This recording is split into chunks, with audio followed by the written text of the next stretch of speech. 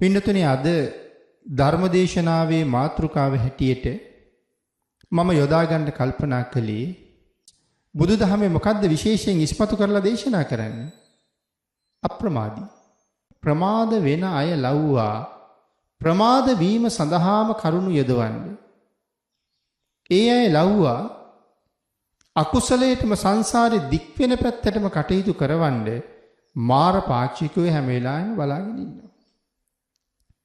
එහෙනම් අප්‍රමාදීව යම් කෙනෙක් වහවහ මේ සංසාරයෙන් එතර වෙන්න වීරිය වඩනවා නම් මේ පුද්ගලයාට බාධා කරලා නවත්තන්න බෑ කියලා මාර්ගපාක්ෂිකයන්ට තේරෙනවා නම්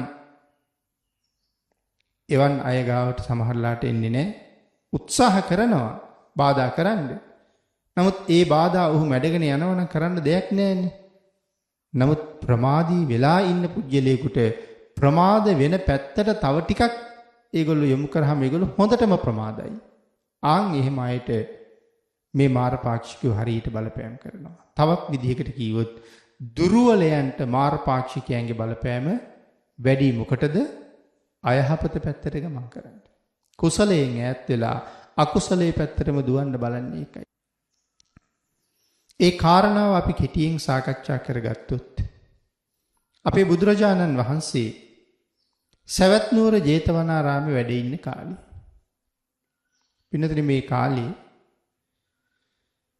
සුරාපාන උත්සව තිබිලා තියෙනවා. 7 දවසක්ම මිනිස්සු විනෝද වෙන, සතුටු වෙන, පිරිමි පාර්ශ්වයේ අය සුරාපානය කරන උත්සව තිබිලා තියෙනවා. ඉතින් මේ උත්සවවලට සහභාගී වෙන තමන්ගේ ස්වාමි පුරුෂවරු සඳහා සුරාව සකස් කරලා දෙන්නේ තමන්ගේ බිරින්දෑවරුමයි. ඉතින් දවස් 7ක්ම මේ උත්සවය තියෙනවා. ඉතින් මේ අය ඒ උත්සව කාලේ 7 දවසක්ම සුරාපානය කරලා සතුටු වෙලා ප්‍රීති වෙලා එයින් පස්සේ ආය තම තමන්ගේ රාජකාරී කටයුතු ව්‍යාපාර මේ සියල්ල සඳහා පිටත් වෙලා ගියා. මේ කාන්තා පිරිස ඔවුන්ගේ කාන්තා පිරිස විශේෂයෙන් මේ ස්වාමි පුරුෂවරු විශාකා මහ උපාසිකාවට බාර දීලා තිබුණා. මහ උපාසිකාව යන මග අපේ කාන්තාව බිරින්දෑවරුත් අරගෙන යන්න කියලා. ඉතින් ඒ නිසා මහ උපාසිකාව මේ පිරිසත් සමග නිරන්තරයෙන් කටයුතු කළා. එක දවසක් මේ කාන්තාව කල්පනා කළා අපි ස්වාමි පුරුෂවරු නම් සුරාපානය කළා. හැබැයි අපිට දෙන්නද කියලා ඇහුවෙත් නැහැ. කවුරුවත් අපට දුන්නෙත් නැහැ. නමුත් ස්වාමි පුරුෂයෝ සඳහා සකස් කරපු සුරාව උත්සවයේ ඉවර වුණත් තව ටික ටික ඉතුරු තියෙනවා. ඒ නිසා අපිත් සුරා බොමු කියලා කතා වුණා. විශාකා මහ උපාසිකාවට කතා කළා මෑණියනි උද්‍යානයට යන්න අවශ්‍යයි. අපිත් එක්ක උයනට යමුද කියලා. මොකද කොහේ හරි යනවා නම් ටිකක් දුරට මහ උපාසිකාවත් එක්ක තමයි යන්නේ. ඉතින් ඇයත් සඳහන් කළා කමක් නැහැ උයනට යන්න සූදානම් කරගන්න මම එන්නම් කියලා. දැන් මේ අය උයනට ගිහිල්ලා අර gedara ඉතුරු වෙලා තිබිච්ච සුරාවත් අරගෙන ගිහිල්ලා උයනේදී සුරාපානය කළා. දැන් හැමෝම මත් වෙලා කාන්තාව. ඒ මත දැක්කට පස්සේ තමයි විශාකා මහ උපාසිකාව දන්නේ මේගොල්ලෝ සුරා බීලා කියලා. ඉතින් දැන් උපාසිකාවට ප්‍රශ්න ගොඩයි. එකක් ස්වාමි පුරුෂවරු මොනවා හිතයිද දන්නේ. අනිත් කාරණාව තමයි දැන් අන්‍ය වූ තීර්ථකයෝ දැක්කොත් විශාකාවත් එක්ක ඉන්න මේ කාන්තාව සුරාපානය කරලා ඉන්නවා කියලා සමාජ පුරාම පතුරවනවා මහ උපාසිකාවත් සුරාපානය කරනවා කියලා. එනිසා කාන්තාවන්ට කතා කරලා ඒගොල්ලන්ට චෝදනා කළා කරලා තියෙන වරද නම් බරපතල වරදක්. එයින වහාම දැන් මෙතනින් ඉවත් වෙලා යන්න ඕනේ. දැන් සුරාපානය කරපු කාන්තාවුත් අහනවා මෑණියනි මොනවද අපි දැන් කරන්නේ කියලා. විශාකාව සඳහන් කළා ඔබලට සුදුසු දෙයක් කරගන්න. ඔබලමනි සුරාපානය කළේ බේරෙන ක්‍රමයක් ඔබලම හදාගන්න. දැන් අහනවා ගෙදර ආවහම අපේ ස්වාමි පුරුෂවරු දැනගත්තොත් අපි සුරාපානය කරලා ඉන්නේ කියලා විසුමක් වෙන්නේ නැහැ. දැන් මොකද කරන්නේ? අපි අසනීප වුණා වාගේ කියලා ගිහිල්ලා නිදාගන්නද කියලා ඇහුවා. සඳහන් කළා මේ තමන් කරපු දේවල් තමන් විඳ ගන්නවා මිසක් එව්වට හාහූ කියන්න දීලා මගේ සිල්පද විනාශ කරගන්න මම කැමති නෑ. විසඳුම තමන් අතේ තියෙන්නේ. දැන් මේ කාන්තාව ඔක්කොම ගෙදර ගිහිල්ලා ඔළුවේ ඉඳලා පොරවගෙන නිදි. ටිකක් නෙමෙයි කාන්තාව 500ක් විතර. ස්වාමි පුරුෂවරු හැන්දෑවේ වැඩ ඇරිලා ගෙවල් වල ඇවිල්ලා තමන්ගේ බිරිඳ හොයනකොට ගෙදර ඉන්න අය කියනවා ලෙඩ වෙලා නිදි. දැන් එහෙම බලනකොට දැන් මේ 500ක්ම ලෙඩ වෙලානේ. ඉතින් ඒ නිසා මේ අය තීරණය කළා මේගොල්ලෝ සුරා බීවවද්ද. ළඟට ගිහිල්ලා පරීක්ෂා කරලා බලනකොට මේ සැමෝම සුරා පානය කරලා. ඊට සියලු දෙනාටම හොඳටම පහර දුන්නා. පහර දීලා ආයේ කවදාවත් සුරා බොන්නේ නැහැ කියන තැනට පොරොන්දු කරවගත්තා. පොරොන්දු කරවගෙන ටික කාලයක් ගියා. නමුත් දැන් අර සුරා පානය කරලා පුරුදු නිසා දැන් මේ කාන්තාවන්ටත් නැවත නැවත පානය කරන්නමයි හිත. නැවත වතාවක් විශාකාවට කතා කරලා කියනවා මෑණියනි උයන පැත්තේ යන්න ඕන එනවද කියලා. සඳහන් කළා ඔබලත් එක්ක එක දවසක් උයනට ගිහිල්ලා මං හොඳ දඬුවමක් ලැබුවා. ඉතින් ආයේ එන්නේ නෑ මම කියලා. මේගොල්ලෝ ඊට පස්සේ කියනවා මෑණියනි බුද්ධ පූජාවක් කරගන්න විහාරයට යන්න ඕනේ. එහෙනම් අපිත් එක්ක පන්සල් යන්න එනවද කියලා. එහෙනම් පූජාවට අවශ්‍ය දේවලුත් ලෑස්ති කරගෙන සූදානම් වෙන්න කිව්වා.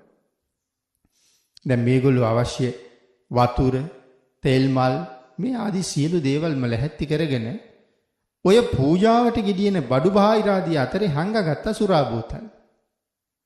හංගගෙන ගිහිල්ලා හිමීට විහාරස්ථානයේ තැන් තැන් වල අඳුරු මුළු වල ඉඳගෙන සුරාපානය කරලා මේ අය ඇවිල්ලා ධර්මශාලාවට ගොඩ වුණා බණ අහන්න.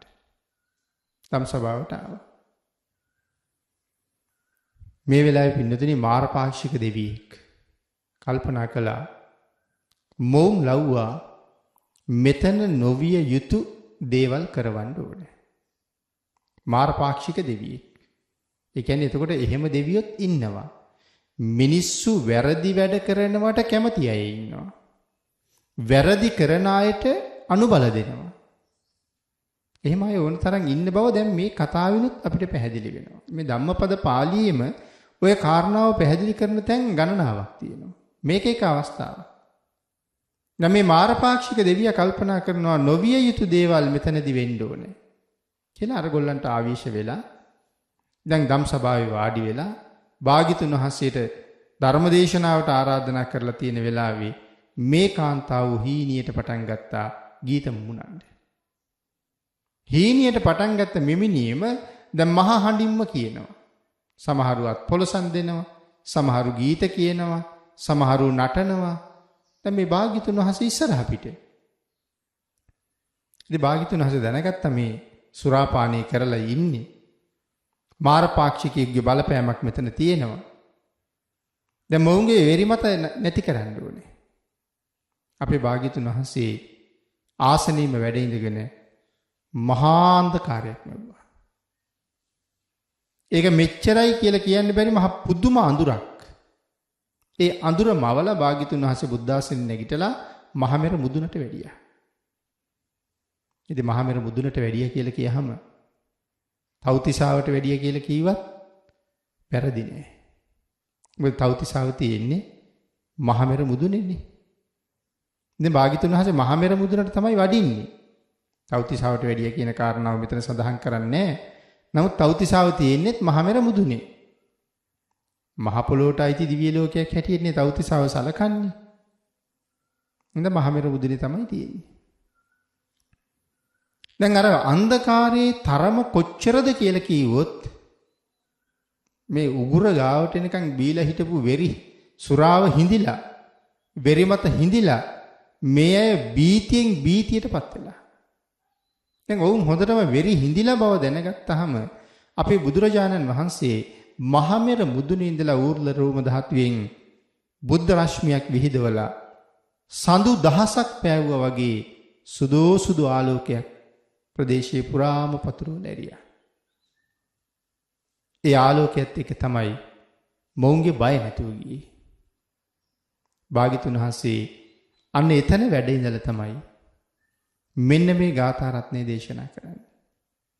ඔවුන්ගේ වෙරි මත හින්දවල භාග්‍යතුන් වහන්සේ උන්ට ධර්ම දේශනාවක් කරන්න මේ ගාථා රත්නේ දේශනා කරනවා. මොකද්ද? කෝණු හාසු කිමානන්දු නිච්ඡං පජ්ජලිතේ සති අන්ධකාරේන ඕනද්ධා පදීපංන ගවිස්සත. කොහොමද hina වෙන්නේ? කොහොමද සතුටු වෙන්නේ? හැම වෙලාවෙම මේ මිනිසා ගිනි 11කින් පිච්චෙනවා. ඉතින් 11 ගින්නකින් දැවි දැවි කොහොමද hina වෙන්නේ කියලා අහන්නේ. අවිද්‍යාව නැමැති අන්ධකාරي ගිලිලා. ඒ අන්ධකාරයෙන් මිදෙන්න ඕනේ. නැන පහන නොදල්වන්නේ ඇයි කියලා අහන්නේ. වෙනතන මේ ගාථාවට සම්බන්ධ කාරණාවත් එක්ක අපිට පැහැදිලි වෙන තව කතාවක් තියෙනවා අපි මුලින් කතා නොකළ. සඳහන් කරන්නේ අර කාන්තාවන්ට මාරපාක්ෂික දෙවියෙක් තමයි ආවේශ වුණේ කියලා. එතකොට මේ මාරපාක්ෂිකයෝ බලාගෙන ඉන්නවා ප්‍රමාදී පුජ්‍යලයෝ දිහා. ප්‍රමාදී පුජ්‍යලයාගෙන් ඒ අය වැඩ ගන්නවා. දැන් මේ කාන්තාව සුරාපානය කරලා කියන්නේ මේ දැන් ප්‍රමාදීනේ. නමුත් බුදුදහමේ මොකද්ද විශේෂයෙන් ඉස්පතු කරලා දේශනා කරන්නේ? අප්‍රමාදී. නමුත් දැන් කාන්තාව මේ දැන් ප්‍රමාදී. දැන් එහෙම ප්‍රමාද වෙන අය ලව්වා ප්‍රමාද වීම සඳහාම කරුණු යොදවන්නේ. ඒ අය ලව්වා අකුසලයටම සංසාරේ දික් වෙන පැත්තටම කටයුතු කරවන්න මාර පාක්ෂිකයෝ හැම වෙලාවෙම බලාගෙන ඉන්නවා.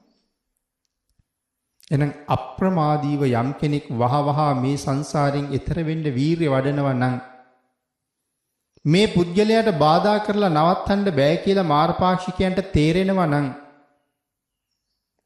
එවන් අය ගාවට සමහරලාට එන්නේ නැහැ. උත්සාහ කරනවා බාධා කරන්න.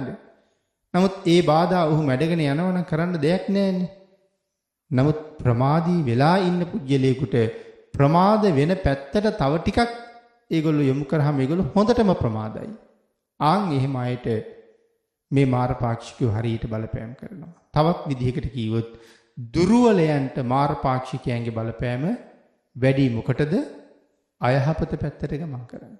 කුසලයෙන් ඈත් වෙලා අකුසලයේ පැත්තටම දුවන්න බලන්නේ ඒකයි. සමහර අය අපි දකිනවනේ. බොහොම හොඳට කාලයක් තිස්සේ පින්කම් කර කර හිටපු අය. හැම මාසෙම සිල් ගන්නවා. නිරන්තරයෙන් තුනුරුවන් වදිනවා. දම් පින්කම් වල හොඳට යෙදෙනවා. මේ කාලයක් යනකොට එවන් අයම සුරාපානය කරලා මග තැන් තැන් වල වැටිලා ඉන්නවා අපිටම දකින්න ලැබෙනවා. පන්සලකට ගියපු කාලයක්, බණක් අහපු කාලයක්, පින්කමකට උදව් කරපු කාලයක් ඇත්තෙම නෑ වගේ දැන්.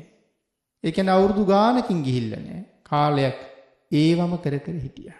නමුත් දුර්වලයෝ දැක්කහම මාරපාක්ෂිකයෝ හරියට ඔවුන්ගෙන් ප්‍රයෝජන ගන්නවා කියන කාරණාව අපි ජීවත් වෙන සමාජයෙන්ම මනාව දකිනවා. ඉතින් භාග්‍යතුන් වහන්සේ මේ කාන්තාවන්ගේ වෙරි මත නැති කරලා මේ දේශනාව කරනවා. මොකද්ද සඳහන් කළේ? කොහොමද hina වෙන්නේ? කොහොමද සතුටු වෙන්නේ? ඇයි අපිට hina වෙන්න බැරි? ඇයි අපිට සතුටු වෙන්න බැරි? මේ ලෝකේ අපිට hina වෙන්න සතුටු වෙන්න බැරි කමක් තියනවද වෙන්නේ? භාග්‍යතුන් වහන්සේ අහන ප්‍රශ්නේ තමයි 11 ගින්නකින් පිච්චෙනකොට කොහොමද hina වෙන්නේ කියලා. නිකන් අපේ අය හිතන්නකො මේ ගිනි අඟුරක් දෙකක් පාගගෙන hina වුණ හැකිද?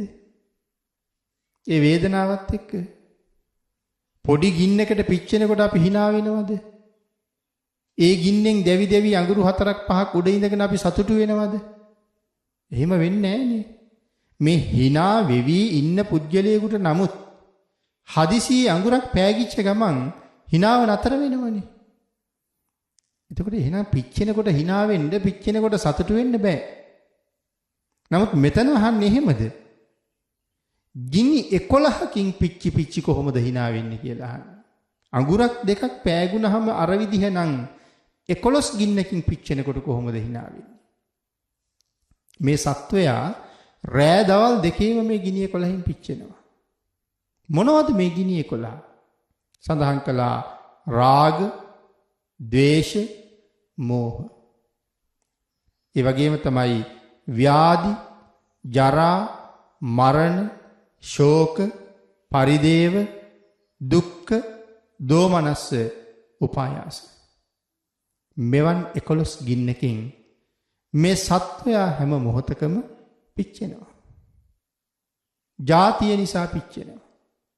එහෙම නැත්නම් මුලින්ම සඳහන් කළේ රාගයනේ. සත්වයා රාගය නිසා පිච්චෙනවා. පින්නතනේ රාගය කියලා කියන්නේ මෙහෙම ඉන්නකොට දැනුන් නැති වුණාට බරපතල ගින්නක්. මේ ගින්නේ ප්‍රමාණය දැනෙන්න තමන් විසින් දැඩිව බැඳිලා ඉන්න කෙනෙක් තවත් කෙනෙක් දිහාට හැරිලා කියලා දැනෙන්න ඕනේ. එතකොට තමයි මේ ගින්නේ තරම තේරෙන්නේ. මේ සමාජයේ ඒ වාගේ සිදුවීම් නිසා මිනිස්සු කොයිතරම් ගහමරා ගන්නවද? මිනිස්සු කොයිතරම් එනකොටා ගන්නවද? මිනිස්සු කොයිතරම් සියදිවි හානි කර ගන්නවද? රාග ගින්න හින්දා. මේ ලෝකේ වැඩියෙන්ම ඕනෑම කෙනෙක් ප්‍රිය කරන්නේ Tamanට. නමුත් රාගය නිසා තමන්ගේ ජීවිතේ විනාශ කරගන්නව දෙපාරක් හිතන්නේ නැතුව. වැඩක් පළක් කරන්න බෑ. ගෙදර කටයුතු කරගන්න බෑ. දරුවන්ගේ කටයුතු බලන්නේ නෑ. අනිකුත් කළ යුතු යුතුයකම් කරන්නේ නෑ. නිින්ද යන්නේ නෑ. කණ්ඩ බොන්න බෑ. රාගය නිසා. ඒ නිසා එහෙ මෙහෙ දුවනවා කියන එකේ ඉවරයක් නෑ. වෙහෙස දැනෙන්නේ නෑ. ඇයි මේ ප්‍රශ්නේ හින්දා? මේ විදිහට කල්පනා කරලා බලහම රාගය කියලා කියන්නේ දරුණුම ගින්න. මේ පින්නතනේ සඳහන් කරනවා අං වලට සිංග කියලා වචනයක් පාවිච්චි කරනවා අඟට. අඟ කියලා කියන්නේ හරි ශක්තිමත් දෙයක් නේ. අං තියෙන සත්තුවේ ශක්තිමත් අං වලින් බය නැතුව ඕන තැනකට අනිනවා. කොච්චර යන්නත් අං කැඩෙන්නෙත් නෑ, අඩුයි කැඩෙනවා. අපි වැටිච්ච අඟක් අරගෙන බලහම ඔය මුවන්ගේ අං, ගවයන්ගේ අං මොනතරම් හයියද? ලී කෑල්ලක් හරි වෙන ශක්තිමත් යමක් හරි හම්බුනත් අපි සමහරලාට කියන්නේ අඟක් වාගේ කියලා. ඕන දෙයක් සිදුරු වෙන්න පහර දෙන්න පුළුවන් මේ අඟෙන්. ඒ වගේ තමයි මේ රාගයටත් කියනවා ඒ නමම. ඒ රාගයට එහෙම කියන්නේ. දැන් අගෙන් නම් ඕන දෙයක් සිදුරු කරනවා.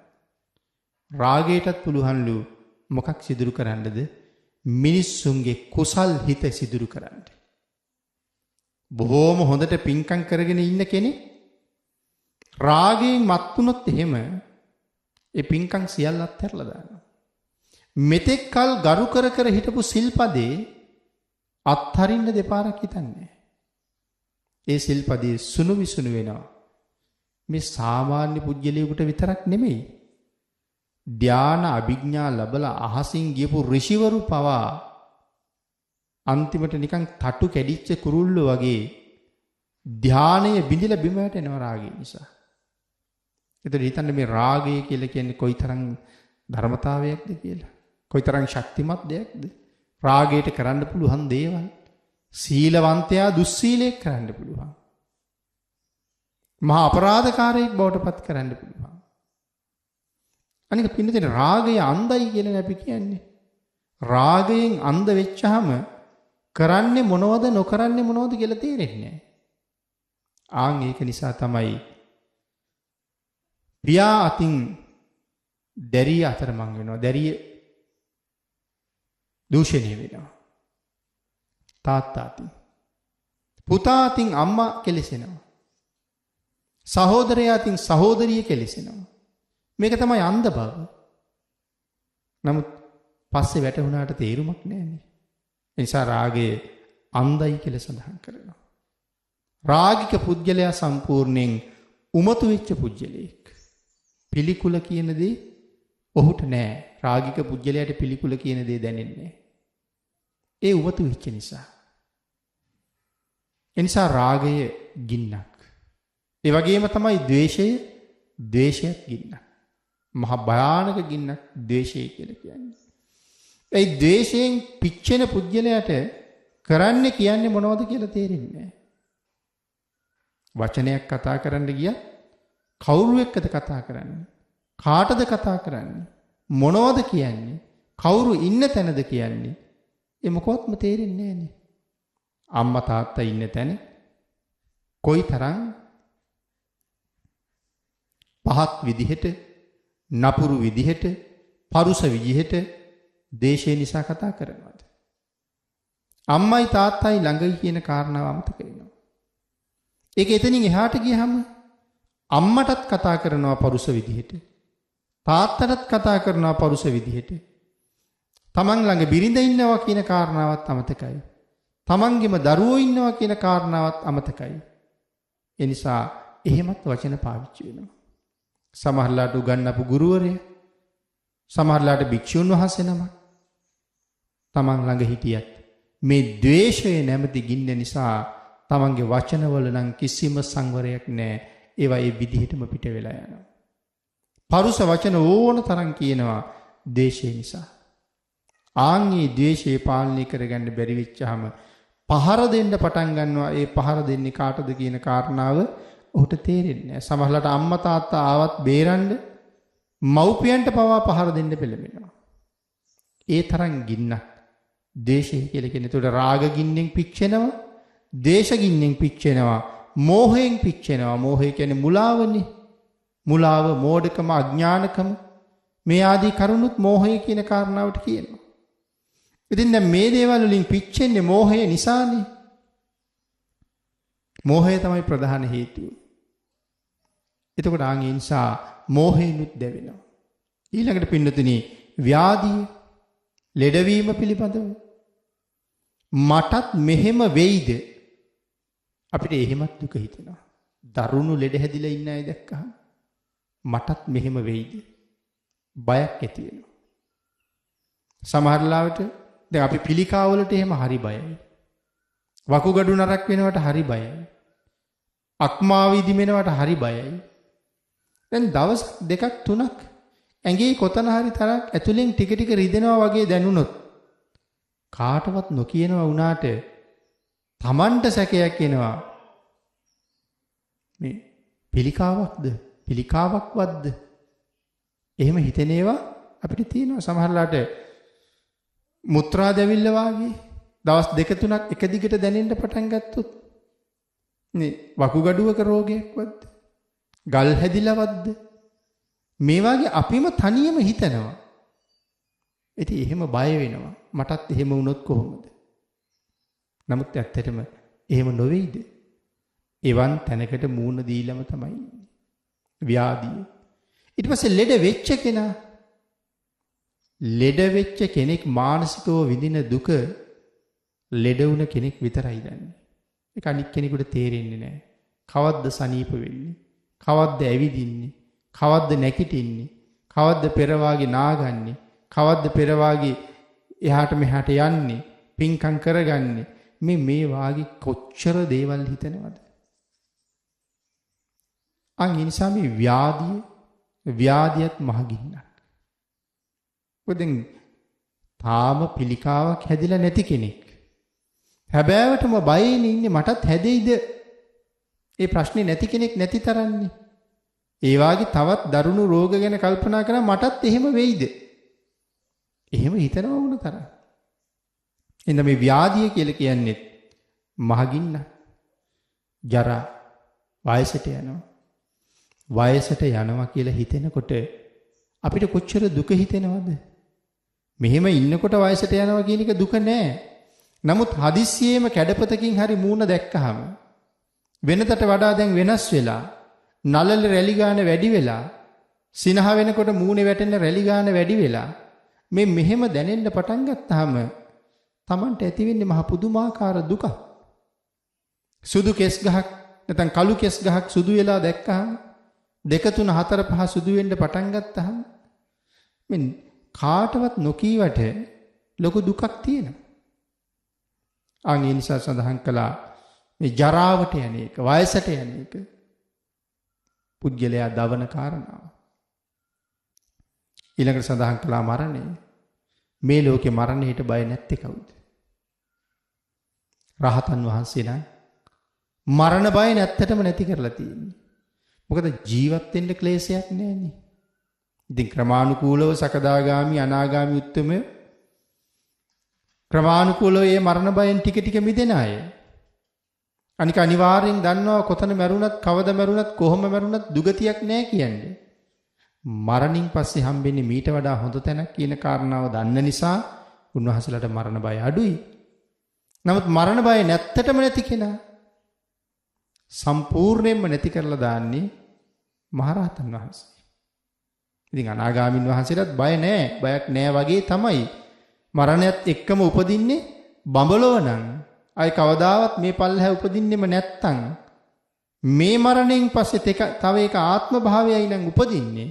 ඉතින් උන්වහන්සේටත් එහෙම බයක් නැහැ.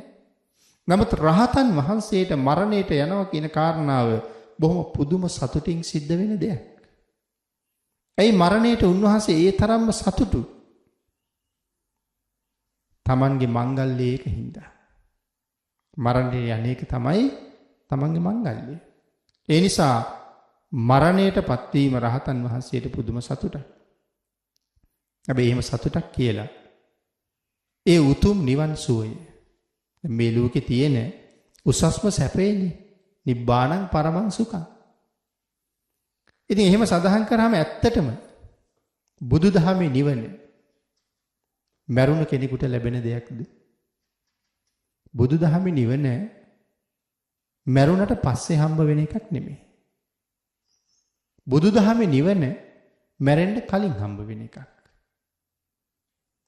එතකොට කවුද මේ නිවන් දැක්ක කෙනා? ඒ නිවනට වැඩිය කෙනා? ඒ තමයි රහතන් වහන්සේ. උන්වහන්සේට මේ ලෝකේ අපිට තියෙන බර තියෙනවද? උන්වහන්සේට මේ ලෝකේ තියෙන අපිට තියෙන මානසික වේදනා තියෙනවද? මේ පංච උපාදානස්කන්ධයේ දුක තියෙනවා. රහතන් වහන්සේ සියලු දුකින් මිදෙලා නැහැනේ. නමුත් නිවන භුක්ති විඳින කෙනෙක් සියලු දුකින් මිදෙලා නැහැ. එතකොට මොන දුකද දැන් උන්වහන්සේට තියෙන්නේ? මේක සියුම් කාරණාවක්. උන්වහන්සේට තියෙන්නේ මේ කයේ දුකක් තියෙනවනේ. රහතන් වහන්සේටත් ලෙඩ හැදෙනවනේ. රහතන් වහන්සේලාටත් පහර දීලා තියෙනවනේ. දැන් මුගලන් මහරහතන් වහන්සේට ඇටකොටු කඩසහල් වගේ සුණු සහල් වගේ බවට පත් වෙනකම් පහර දුන්නනේ. ධානා ශක්තියෙන් ඒක උන්වහන්සේ දරා ගන්නවා. නමුත් ඒ හින්දා මේ පංච උපාදානස්කන්ධයේ ඇති වෙන දුකක් තියෙනවා නම් තියෙනවා. එතකොට නිවනට උන්වහන්සේ පිරිනිවෙනවා කියලා කියන්නේ මොකද්ද? පිරිනිවෙනවා කියලා කියන්නේ උපාදානස්කන්ධයේ දුකත් නැති වෙනවා කියන එකයි. පිරිනිවීම කියලා කියන්නේ. එතකොට රහතන් වහන්සේ පිරිනිවීමට එච්චර කැමතියි. මං කියවනේ රහතන් වහන්සේගේ මංගල්‍ය කියලා. මහා කල්ප කීයක් පෙරුම් පිරුවද පිරිනිවන් පාන්න. ඔබ මම මේ සංසාරේ කොච්චර දුර එනවද? අපි දන්නේ නැහැනේ කොච්චරද කියලා. අපිට තේරෙන්නෙත් නැහැනේ කොච්චරද කියලා. භාග්‍යතුන් වහන්සේ දේශනා කළේ ඒක පණවන්න බෑ කියලානේ. ඒ කියන්නේ භාග්‍යතුන් වහන්සේ නොදකින්නවා කියන එක නෙමෙයි. ප්‍රමාණයේ කීවට අපිට තේරෙන්නේ නැහැ. අසංඛ්‍ය තේරෙන්නෙත් නැතිකොට අපිට මහසાગරයේ ජලයට වඩා වැඩියෙන් එක අම්මා කෙනෙක් වෙනුවෙන් අඬලා තියෙනවා නම් මේ සංසාර ගමනේ මට එක අම්මද හිටියේ. ඉතින් එවන් අම්මලා ඔක්කොම වෙනුවෙන් ඔහොම අඬනකොට මේක තේරෙන්නේ නැහැ එතකොට අපිට. ඒක තමයි තේරෙන්නේ නැති නිසා තමයි සමහර කට්ටිය මේ වාගේ ධර්ම කාරණා වලට විරුද්ධ වෙන්නේ. නමුත් භාග්‍යතුන් වහන්සේ මනාව දේශනා කළා. එක අම්ම කෙනෙක් වෙනුවෙන් අඬපු කඳුළු සාගර ජලයට වඩා වැඩි. ඊට පස්සේ දේශනා කරන අවසානයේ මේ ලෝකේ ජීවත් වෙන පුද්ගලයන්ට මව් නොවූ කෙනෙක් නැහැ. පියා නොවූ කෙනෙක් නැහැ. ඒකනේ මේ සංසාරේ හැටි. අද ඊටාම හුරතල් දරුවා. හැබැයි මේ පෙර භවයේ මගේ තාත්තා. තව භවයක මගේ ස්වාමි පුරුෂයා. තවත් භවයක මගේ දියණිය. අද දරුවා. තව භවයක ස්වාමියා. නමුත් අද දරුවා. පෙර භවයේ අම්මා අද බිරිඳ. පෙර භවයක තාත්තා අද මගේ සැමියා. ඒක තමයි මේ සංසාරේ හැටි. ඉතින් මේ අති දීර්ඝතර වූ සංසාර ගමනේ මේ අති උතුම් වූ නිවන සාක්ෂාත් කර ගැනීම සඳහා මහා කල්ප කීයක් මේ ගමනේ එන්නේ ඇද්ද? දැන් හිතන්න මහ රහතන් වහන්සේ නමක් 80 මහා ශ්‍රාවකයන් වහන්සේ නමක් මහා කල්ප ලක්ෂයක් එක දිගට පාරමිතා පුරනවනේ රහත් වෙන්නේ. තමන්ගේ බෝධිය මුදුන්පත් කරගන්න කියන්නේ ප්‍රාර්ථනාවත් එක්ක. ඒ ශ්‍රාවක බෝධිය මුදුන්පත් කරගන්න මහා කල්ප ලක්ෂයක් පාරමිතා පුරනවා. ඉතින් මේ මහා කල්ප ලක්ෂයක් ඒ කරාපු නිමක් නැති කැපකිරීමේ අග්‍රඵලයනේ පරිනිර්වාණය කියලා කියන්නේ. රහතන් වහන්සේ නමක් පිරිනිවන් පාන එක අපිට දුකක්. හැබැයි ඒ පිරිනිවන උන්වහන්සේට සතුටක්. මොකද මහා කල්ප ගානක් පාරමිතා පුරලා තින්නේ පිරිනිවන් පාන්නයි. ඒක නිසා උන්වහන්සේට සතුටක්. නමුත් එයින් පල්ලෙහි ඉන්න අපි හැමෝටම මරණය කියලා කියන්නේ ඇත්තටම මහ බයක්. ලොකු ගින්න. මරණේ ගින්න. මෙහෙම ඉන්නකොට දැනෙන්නේ නැහැ. අද රැයට අනිවාර්යයෙන්ම මැරෙනවා කියලා දැනගත්තොත් ජීවත් වෙන්න තියෙන්නේ තව දවසයි දෙකයි කියලා හරියටම ස්ථිරව දැනගත්තොත් කොහොම වෙයිද කියන කාරණාව තමයි හිතන්න ඕනේ. අපි හිතන්නේ නැති එක විතරයි තියෙන්නේ. ඇත්තටම තව දවස් දෙකක් ජීවත් වෙයිද කියලා විශ්වාස කරන්න මේ අද රැ වෙනකන් ජීවත් වෙයිද දන්නේ නැහැ. මේ දේශනාව ඉවර කරන්න මට පුළුවන් වෙයිද දන්නෙත් නැහැ. ඉතින් ඒ තරම් අස්තිර බවක අපි ජීවත් වෙන්නේ. හැබැයි ඕක හරියටම හිතන්න පටන් ගත්ත කෙනා තමයි බොහොම වේගෙන් අකුසලයෙන් ඈත් වෙන්න පටන් ගන්නේ. ඒ බයයිනේ. අකුසලයේ ප්‍රතිඵලය මේකයි කියලා දැනගත්තාම අකුසලයට බයයි. අකුසලයට බය නැති හින්දා තමයි අපි කුසල් කරන්න මේ තරම් ප්‍රමාද වෙලා ඉන්නේ. නමුත් භාග්‍යතුන් වහන්සේ දේශනා කළේ අගේ කළේ හැම වෙලාවෙම අප්‍රමාදී පුජ්‍යලයා. මේ ලෝකේ තියෙනවා නම් විශාලතම පින්කමක්. ඒ පින්කමට කියන්නේ අප්‍රමාදේයි කියලා දේශනා කළේ. ඒ අප්‍රමාදී බව නැතුව වෙන කිසි පින්කමක් කරන්න බෑනේ. කොයි පින්කම කරන්නත් අප්‍රමාදී වෙන්න ඕනේ. මේ ලෝකේ ලොකුම පින්කම අප්‍රමාදී බවයි කියලා සඳහන් කළේ නිසා. මේ ලෝකේ ජීවත් වෙන සත්තුන්ගෙන් ලොකුම පාද සටහනක් තියෙන යතාට. හැබැයි ඇතාගේ පිය සටහන තරම් ලොකු පිය සටහනක් තියෙන වෙන එක සතෙක්වත් නැහැ. අනික සියලුම සත්තුන්ගේ පා සටහන් ඇත් පියවර ඇතුලේ තියන්න පුළුවන්. අන් ඒ වගේ අපි කරන අන්‍ය වූ සෑම පින්කමක්ම අප්‍රමාදයේ මත තමයි තීරණය වෙන්නේ. ඒ නිසායි අප්‍රමාදයේ සියලු පින්කම් අභිභවනය කරන ලොකුම පින්කම බවට පත් වෙන්නේ. ඒ නිසා හැමෝම අප්‍රමාදීව කටයුතු කරගන්න වටිනවා. මේ ගින්න නැති කරගන්න. ඊළඟට සඳහන් කළා ශෝක, පරිදේව, දුක්ඛ, දෝමනස්ස මේක ළඟින් යන කාරණා. දුක, ශෝකය ඒකත් අර වගේම ගින්නක්මයි. මේ 11 ගින්නේ අංග මේ කියන්නේ. ශෝකයත් එහෙමනේ. දුකත් එහෙමනේ. ඒක ළඟ තියෙන්නේ මේ කරුණ. දෝමනස්සය, උපායාසය. ඒ කියන්නේ දුක දැනිලා ඇති වෙන වෙහෙස. ඒ වෙහෙස නිසා සමහරලාට දවස් ගාණක් අඬලා අන්තිමට ක්ලාන්ත වෙලා වැටෙනවා. මලගෙවල් වල එහෙම අපි වුණ තරම් දකින්න අඬලා ඇති වෙන වෙහෙස නිසා ක්ලාන්ත වෙලා වැටෙනවා. දෝමනස්ස, උපායාස. මේ වාගේ 11 ගින්නකින් සත්වයා ගත වෙන තත්පරයක් ගානේ පිච්චෙනවා. එහෙම පිච්චෙනකොට කොහොමද hina වෙන්නේ කියලා අහන්නේ. කෝනුහාසෝ කිමානන්ද. ඉන්නතුනි මේ ලෝකේ ඇත්තටම hina වෙන්න පුළුවන් රහතන් වහන්සේට. ඒ උන්වහන්සේ බය නැහැ. මොන හේතුවකටවත් බය නැහැ.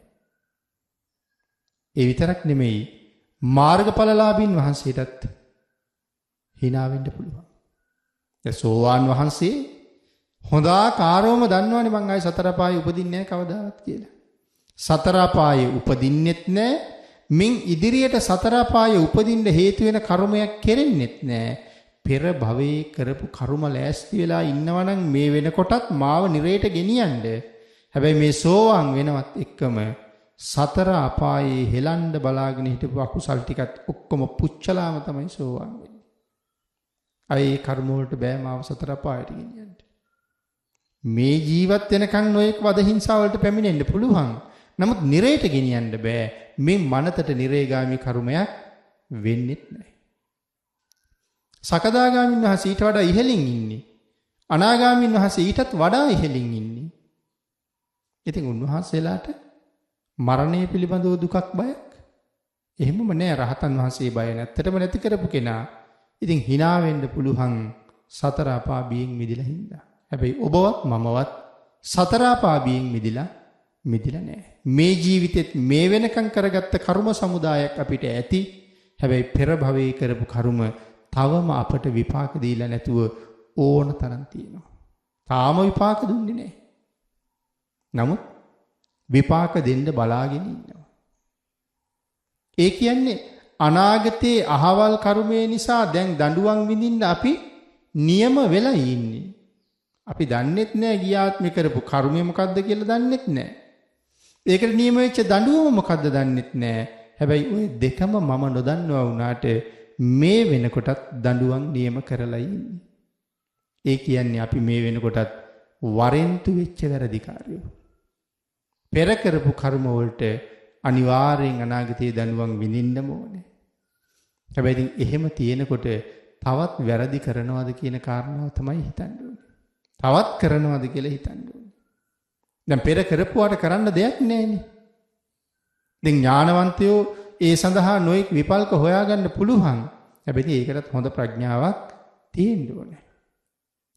අපි කුසලයෙන් පොහොසත් වෙන්න මේ අකුසල් තරමක් ඈත් වෙනවා.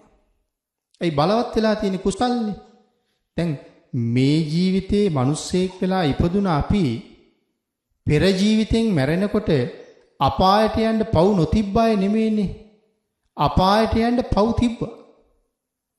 අපායට යන්න පව් තිබ්බ අපි තමයි වෙනම කරගත්ත කුසල කර්මයක් ඇවිල්ලා හරහට හිටලා නිරේට යන්න හිටපු අපි මෙහාට හැරෙව්වේ.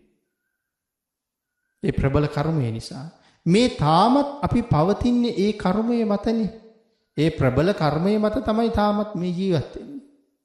මොකද මේ ජීවිතේ අපි කරපු හැම දෙයක්ම මැරෙන්න හේතු වෙන දෙයක්මයි කරලා තියෙන්නේ. හිතලා බලන්න. අහවල් වැඩේ මරණයට හේතු නොවන වැඩක් කියලා. කෑම කෑවත් මැරෙන්න පුළුවන්. ඒ කෑම විස වෙන්න පුළුවන්. කෑම හිර වෙන්න පුළුවන්. එඳ ආහාරය නිසාත් මැරෙන්න තියෙන ඉඩ වැඩි. වතුර බොනකොට හිර වෙන්න පුළුවන්. දැන් කෑම හිර වුණාම නම් වතුර බොනවා. වතුර හිර වුණොත් මොකද වෙන්නේ? වතුර හිර වෙනවා. හදිසියේ පානය කරන්න උත්සාහ කරාම හිර වෙනවා. හරි අමාරුයි. නමුත් ඉතින් අර එහෙම කර්මයක් තාම තිබ්බේ නැති හින්දා තාම හිර වෙලා මැරිලා නැහැ. වාහනේට ගොඩ වෙච්චාම ඇවිල්ලා බහිනකන් විශ්වාස කරන්න පුළුවන්ද අපහුයි කියලා? පලංචියට ගොඩ වෙච්චාම වැටිලා මැරෙන්න බැරිද? ගහක ගෙඩිය කඩාගෙන ගහට නැංගහම ඒක මැරෙන්න හේතුවක් නෙමෙයිද? ගහ උඩට යනවා කියන එක. වහල උඩට යනවා කියන එක මැරෙන්න හේතුවක් නෙමෙයිද? බැවට පයින්නවා කියන එක මැරෙන්න හේතුවක් නෙමෙයිද? එහෙම හිතලා බලහම මැරෙන්න හේතුම නෙමෙයිද අපි කරන ඒ වගේ තියෙන්නේ? නමුත් ඇයි ඒ වගේ තාම මැරුණේ නැත්තේ? අකාලේ මැරෙන්න තරම් තවම හේතු වුණ කර්මයක් තිබුණේ නෑ. ඒ තරම්ම ප්‍රබල කුසල කර්මයකින් තමයි මේ ජීවිතේ මට දීලා තියෙන්නේ. හැබැයි කොතන හරි තැනක ඒ කුසල කර්මයේ බිඳුන ගමන් එදාට ආරංචි වෙනවා එක්ක කොහේ හරි හැප්පිලා මැරිලා. එහෙම නැත්තම් පෙරෙල්ලා මැරිලා. නැත්තම් කවුරු හරි ගහලා මරලා. එදාට එහෙම කාරණාවක් ආරංචි වෙනවා. නමුත් උපදිනකොට අරගෙන ආපු කුසල කර්මය ඊටම ප්‍රබලයි. ඒ නිසායි අපි මෙහෙම ඉන්නේ. ඒ උපදිනකොට අරගෙන ආපු කුසල කර්මයේ ප්‍රබල වුණත් නිරේට යන්න ඕන තරම් අකුසල් පැත්තකට වෙලා බලාගෙන ඉන්නවා. ඒ කර්ම මට අනිවාර්යෙන් විපාක දෙනවා. දැන් ඒවට කරන්න දෙයක් නෑ. කරනවා නම් කුසලයෙන් බලවත් වෙලා තරමක් ඈත් කරන්න තමයි පුළුවන්කම තියෙන්නේ. ඉතින් නමුත් සිහිය ප්‍රඥාව තිබිලා මේ ජීවිතෙන් මහා කුසලයක් රැස් කරගෙන ඊළඟ භවයට නිරේට ඇදගෙන යන්න හතුරෙක් වගේ බලාගෙන හිටපු පෙර අකුසලයේ තව ටිකක් ඈත් කරලා එහෙම කරගෙන යනකොට යම් දවසක සෝවාන් වෙන්න ලැබුණොත් අර කර්ම ටික එහෙම්මම අසරණ කරලා දාන්න පුළුවන්කම තියෙනවා. ඉතින් ඥානවන්තයා ඒ මගටත් පාර හදා ගන්නවා. නමුත් ප්‍රමාදී පුජ්‍යලයට එහෙම පාර හදා ගන්න තරම් සිහි කල්පනාවක් නෑ. ඔහු මේ පංචකාමී තුල අප්‍රමාදී වීමෙන් තොරව ප්‍රමාදී පුජ්‍යලෙක් බවට පත් වෙනවා. ලොකු සැපයක්, ලොකු සතුටක් නැති මිනිස් කාමයේ තුල ඔහු ප්‍රමාදී පුජ්‍යලෙක් වෙනවා. නමුත් භාග්‍යතුන් වහන්සේ දේශනා කරන්නේ හැම මොහොතකම අප්‍රමාදී වෙන්න. බය නැතුව අව්‍යාජව hina වෙන්න පුළුවන් කෙනෙක් වෙන්න. සතර අපායෙන් මිදෙන්න නැතුව ඉඳගෙන hina වෙනවා කියන කාරණාව ඒක ඇත්තටම හැබැවින්ම hinaවක් නෙමෙයි. මැරිලා නිරේට යන්න බලාගෙන ඉන්න අය. ඒකනේ සඳහන් කළේ මැරුණ කෙනෙක් වෙනුවෙන් අඬනවා කියන එක මහා ඥානකමක්. හැබැයි අඬන්න වටිනවා මැරෙන්න කලින් මේ ජීවත් වෙන අය දිහා බලලා. ඇයි ජීවත් වෙන අය දිහා බලලා අඬන්න වටින්නේ? ඇයි ඒ පුද්ගලයා ජීවත් වෙන ස්වરૂපයට අනුව හොඳාකාරවම දන්නවා මැරිච්ච ගමන් මොකද වෙන්නේ? නිරයේ උපදිනවා. ඉතින් අඬන්න වටිනවා. ඇයි කොච්චර කීවත් ඔහු යහමගට ගන්න බෑ. යහපතේ යොදන්න බෑ. දැන් නිරේගාමී පුජ්‍යලේ. ආන් ඒකින්ද පින්නතුනි. හැම වෙලාවෙම කල්පනා කරන්න ඕනේ. මාර පාක්ෂිකයන් නිතරම අපි දිහා බලාගෙන ඉන්නේ සුළු ප්‍රමාද දෝෂයක් දිහා. අපේ පොඩි අඩුපාඩුවක සුළු ප්‍රමාදයක් දැක්කහම එතනින් රිංගගෙන එතන ඉඳලා අපි කුසලයෙන් ඈත් කරන්නමයි උත්සාහ කරන්නේ. නොවිය යුතු තැන නැත්නම් සුදුසු තැන නොවිය යුතු දේවල් අපි විසින් කරනවා. නොකිව යුතු කතාවල් අපි විසින් ඒත් කරනවා. නුසුදුසු හැසිරීම් වල අපි යොදනවා. මේ කුමන හෝ ක්‍රමයකින් අපි අකුසලයට අරන් යන එක තමයි මේ මාරපාක්ෂිකයන්ගේ බලපෑම. මාරපාක්ෂිකයන්ගේ උවමනාව. එහෙමනම් අපි මාරපාක්ෂිකයෙකුට ඉඩ නොදී පුළුවන් තරම් ශක්ති සම්පන්න කෙනෙක් හැටියට ඔවුන්ට ආක්‍රමණය කරන්න ඉඩ නොදී මනාව තිසරණෙහි පිහිටලා පංචශීලය ආරක්ෂා කරගෙන දසදාන වස්තුවෙන් සම්පූර්ණ වෙලා දැන් මාර්ගඵල නොලැබුවත් සුගතිගාමී වෙන වැඩපිළිවෙලක් භාග්‍යතුන් වහන්සේ දේශනා කළානේ. දැන් අපි නිතර කතා කරන්නේ සෝවාන් වහන්සේ නම් නිරයෙන් නිදහස්. ඊට පල්ලෙහින් භාග්‍යතුන් වහන්සේ අපිට තැනක් දුන්නනේ නිරයෙන් නිදහස් වෙන්න තැන. මොකක්ද ඒ අවස්ථාව? බුදුන් සරණ යෑම. නැත්නම් තුනුරුවන් සරණ යෑම. යමෙක් හරියටම තෙරුවන් සරණ ගිහිල්ලා නම් දේශනා කළේ මරණින් මත්තේ නිරේට යන්නේ නැහැ කියලා. හරියටම තෙරුවන් සරණ ගියපු කෙනා. යේ කේචි බුද්ධං සරණං ගතාසේ යමෙක් බුදුන් සරණ ගියා නම් නතේ ගමිස්සන්ති අපාය භූමින් යන්නේ නැහැ අපායට. පහාය මානුසං දේහං මනුස්ස කයෙන් ප්‍රාණවායුව නික්ම යනවත් එක්කම දේවකායම් පරිපූර්ණසන්ති ඔහු පුරවන්නේ දෙව්පුරිසයි කියලා දේශනා කළා. යමෙක් හරියට තිසරණෙහි පිහිටලා පංචශීලය ආරක්ෂා කරගෙන දසදාන වස්තුවෙන් පොහොසත් වෙනවා නම් ඔවුන් මරණින් පස්සේ ආයත් සුගතිගාමී තැනක උපදිනවා. මොකද බණ අහන නිසා දැන් දන්නවා කෙනෙක් මැරුණට පස්සේ උපදින්නේ කොහෙද කියන කාරණාව තීරණය කරන්නේ සීලයයි. ඒ ඉපදිච්ච කෙනාට ලැබිය යුත්තේ මොනවද කියලා තීරණය කරන්නේ දානයයි. මේ දෙකම අපි ගාව හොඳින් තිබිය යුතුයි. ආන් මේ ටික සම්පූර්ණ කරගෙන ලැබිච්ච බුද්ධාන්තරයෙන් මහත් උසස් ප්‍රතිඵල අරගෙන සතර අපායන් මිදලා සංසාරේ කෙරවල කරන්න යන ගමන ඊතා යහපත් ගමනක් බවට පත් කරගන්න. ප්‍රඥාවෙන් පිරිච්ච අප්‍රමාදී ජීවිතයක් ගොඩනගා ගන්න. මේ අවස්ථාව මහඟු අවස්ථාවක් බවට පත් කරගන්න රත්නත්‍රයේ ආශිර්වාදයෙන් ශක්තිය, ධෛර්යය, වාසනාව උදා වේවා.